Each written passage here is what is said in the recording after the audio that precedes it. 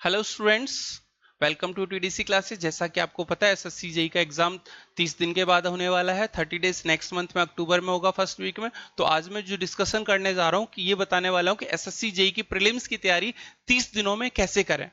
कैसे 30 दिनों में जस्ट क्वालिफाई कर लें। अगर आपने बहुत ज्यादा तैयारी नहीं कर पाई है तो कैसे करना है, क्या अप्रोच रहनी चाहिए। ज्यादा टाइम वेस्ट नहीं करूंगा, 2-4 मिनट बात करूंगा आपसे। जो मेरे मन की बात है, जो मेरे ओपिनियंस है, उसके अकॉर्डिंग आप तैयारी करेंगे तो हो सकता है आपका एग्जाम बहुत अच्छे से निकल जाए, प्रीलिम्स आसानी से क्वालिफाई हो जाए। तो प्लीज वीडियो एंड तक देखिएगा। जब मैं बात करता हूं कि सर एसएससी जेई के लिए 30 डेज लेफ्ट है, तो 30 डेज में मुझे क्या करना चाहिए, इन 30 डेज में क्या करना चाहिए। सर 30 डेज में पहली चीज, नो न्यू टॉपिक्स। कोई भी जो नए टॉपिक्स हैं, जितना आप कवर कर चुके हो ऑलरेडी उतना ही छोड़िए, नया टॉपिक टच मत करिए। जेन्युइन चीज बोल रहा हूं बेटा। अगर नया टॉपिक कवर करेंगे तो जो पुराने टॉपिक हैं, जो ओल्ड ऑलरेडी कवर कर चुके हैं, जो कवर्ड कर चुके हो आप टॉपिक्स, उनको कवर नहीं कर पाओगे। सीधी सी बात बोल रहा हूँ, सीधा बोल रहा हूँ, एक एक्सपीरियंस के नाते बोल रहा हूँ कि जो भी टॉपिक्स हैं, जो आपके पास न्यू टॉपिक्स हैं, उनको नहीं टच करना। आपने अब तक नहीं पढ़ा तो मत पढ़िए। बस करना क्या है कि आपके पास जो 3 पोर्शन है बेटा, जो प्रीलिम्स है, प्रीलिम्स की बात करता हूं, उसमें जो कट ऑफ रहता है सिविल का अलग और 110 के आसपास, मैकेनिकल 123 के आसपास। मान के चलो कि सर 110 और 130, मैकेनिकल 130, इलेक्ट्रिकल 130 और ये सिविल 110। सर 110 पे सिलेक्शन नहीं होगा, हाँ प्रीलिम्स जरूर क्वालिफाई हो जाए, कट ऑफ थोड़ा बहुत ऊपर नीचे होगा तो प्लस माइनस आप लेके चल सकते हैं। तो करना क्या है सर, प्रीलिम्स में जनरली 2 पार्ट्स होते हैं, टेक्निकल पार्ट और non tech part. Non tech में भी हमारे पास 2 पार्ट है, एक होता है जीएस और एक होता है रीजनिंग। तो करना क्या है, रीजनिंग के लिए कुछ नहीं करना, रीजनिंग के लिए सिर्फ पीवाईक्यू लगाने हैं। बहुत ज्यादा क्वेश्चन नहीं, जो क्वेश्चन 4 से 5 पेपर के, मतलब 4 से 5 पेपर के कुछ पीवाईक्यूज हैं उनको अच्छे से लगा लिए। रीजनिंग के लिए इतना सफिशिएंट रहेगा। जो क्वेश्चन आपसे बन रहे हैं वो ठीक है, जो नहीं बन रहे उनकी प्रैक्टिस कर लीजिए रीजनिंग में। रीजनिंग में अगर स्कोर करोगे आप, जैसे अगर रीजनिंग में आप 45 प्लस स्कोर करते हो तो बहुत अच्छा स्कोर होता है। अगर 40 भी स्कोर रहता है तो खराब स्कोर नहीं है। तो 45 का टारगेट यहां लेके चलना है। सर जीएस में 2 पोर्शन आते हैं, एक स्टैटिक जीएस, करंट अफेयर्स, और जनरल साइंस। जनरल साइंस में फिजिक्स, केमिस्ट्री, बायोलॉजी, यहां से 15 नंबर का क्वेश्चन आता है। स्टैटिक जी के पॉलिटी, हिस्ट्री, ज्योग्राफी, यहां से 15 से 20 नंबर का आता है। प्लस कुछ कंप्यूटर का पोर्शन हो गया, कुछ इकोनॉमी का पोर्शन हो गया, और करंट अफेयर 10 से 12 नंबर का। और सर ये 15 नंबर, ये 15, ये 10 से 12 है, इकोनॉमी और कंप्यूटर का 10 से 12, तो टोटल ये 50 नंबर का हो गया जीएस वाला। इस 50 में से आपको जो करना है वो एक तो स्टैटिक वाले पे थोड़ा सा कर लीजिए, रिवीजन करना है, सिर्फ रीड करना है, रटना नहीं है। चाहे हिस्ट्री हो, चाहे पॉलिटी हो, ज्योग्राफी, उसको सिर्फ रिवाइज करना है। जो भी आपने नोट्स बना रखे हैं, जिस टीचर से ये पढ़ा है, ऑफलाइन पढ़ा है, ऑनलाइन पढ़ा है, किसी भी टीचर से आपने पढ़ा हुआ है, कहीं भी किसी भी कोचिंग से, तो सिर्फ उन नोट्स को रिवाइज करिए बेटा। दूसरा, जो जनरल साइंस वाला पोर्शन है, फिजिक्स, केमिस्ट्री और बायोलॉजी, यहाँ पे 15 में से आप आसानी से 13 से 14 क्वेश्चन ला सकते हो। आराम से 12 प्लस 13-14 मार्क्स ला सकते हो। 15 में से 16 क्वेश्चन भी आते हैं, 17 भी आए हैं, तो 12-15 क्वेश्चन आराम से सही कर सकते हो। सिर्फ जनरल साइंस का है, जो आपने 10 तक साइंस पढ़ी है तो उसको एक बार रिवाइज कर लीजिए। जो भी आपने नोट्स पढ़े, नई चीज मत पढ़ना। अगर आप मान लो बायो नहीं पढ़ा है तो नया टॉपिक्स नहीं पढ़ना है। बायो के शॉर्ट नोट्स कहीं से लेके जस्ट एक बार रिवाइज कर सकते, कम से कम टाइम, क्योंकि टाइम नहीं बचा आपके पास। क्योंकि टेक्निकल ऑलरेडी आपके पास ढेर सारे 10 से 12 सब्जेक्ट होते हैं। चाहे सिविल की बात करूं, चाहे मैकेनिकल की बात करूं, चाहे इलेक्ट्रिकल की बात करूं, किसी भी ब्रांच की बात करूं, तो सर टेक्निकल बहुत सब्जेक्ट होते हैं।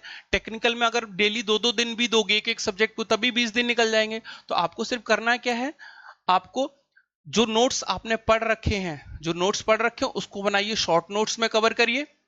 शॉर्ट नोट निकलिए, हर एक चैप्टर का नोट्स जो है उसको शॉर्ट नोट्स में बदलिए। शॉर्ट नोट्स में फॉर्मूले होने चाहिए, वन लाइनर में। छोटे छोटे पॉइंट्स जो आपको याद नहीं रहते वो लिखने हैं शॉर्ट नोट्स में, इतना करना है। Plus PYQs. पीवाईक्यूज क्या है सर, सारे नहीं करने पीवाईक्यू, फिर बोलना इतना टाइम नहीं कि सर आप 20 साल के क्वेश्चन लगाओगे।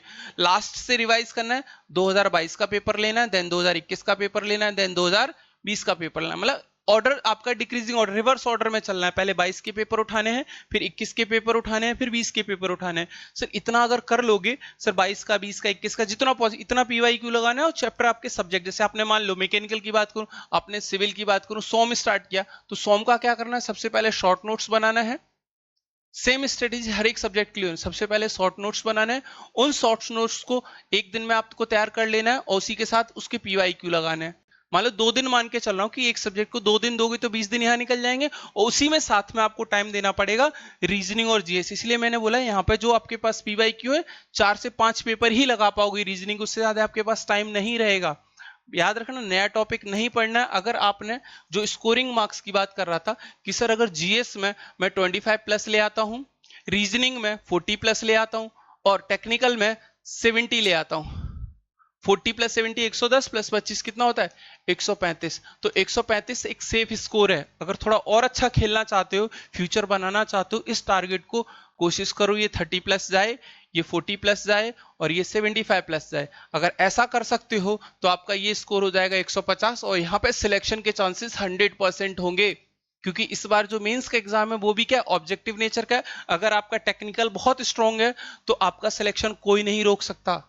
अगर टेक्निकल अच्छा है तो कोई नहीं रोक सकता, बट प्रीलिम्स में अगर कट ऑफ पार नहीं हुई तो दिक्कत हो जाएगी। कई बच्चों क्या होते हैं टेक्निकल में 85 ले आते हैं, रीजनिंग में भी 40 ले आते हैं, 40 प्लस 85 ये नहीं निकल पाता, प्रीलिम्स नहीं निकल, यहाँ पे 2 नंबर लेके आते हैं। तो आपको ये चीज थोड़ा सा करना पड़ेगा। जिन लोगों ने पहले से जीएस पढ़ा हुआ है उनको सिर्फ यही सजेशन करूंगा कि वो जस्ट रिवाइज करें नोट्स, नए टॉपिक्स को ना पढ़े प्लीज। इतना करोगे तो आपका डेफिनेटली एग्जाम निकल जाएगा। उसके बाद आपके पास 1 महीना, जो नेक्स्ट एग्जाम होगा वो दिसंबर में होगा मेंस का, तो अक्टूबर के बाद आपके पास 40 से 45 दिन बचेंगे, हार्डली 40-45 दिन बचेंगे। तो उन 40-45 दिन में सिर्फ टेक्निकल पढ़ना होगा। अभी प्रीलिम्स निकालने के लिए इन दोनों सब्जेक्ट पे भी, रीजनिंग और जीएस पे भी थोड़ा सा फोकस करना पड़ेगा। अगर आपके 40, अगर पीवाईक्यू टेस्ट सीरीज लगा रहे हो तो रीजनिंग में 40 बन रहे तो गुड है, यहाँ पे 20 प्लस बन रहे हैं तो अच्छा है, बट एग्जाम तक ये 25 प्लस जाना चाहिए। अगर इतना नहीं आता, 130 से नीचे रहता है स्कोर सिविल इलेक्ट्रिकल मैकेनिकल तो बीच कम है। सिविल वालों के लिए थोड़ा सा रहता है कि उनकी वैकेंसी ज्यादा रहती है तो कट ऑफ 110 के आसपास रह जाता है, तो ध्यान रखिएगा। इतना करना है, इसके अलावा कुछ भी नहीं है, नया नहीं करना है कुछ भी बेटा। अगर इतना कर लोगे, मैं चाहता हूं कि आपका भविष्य अच्छा बने।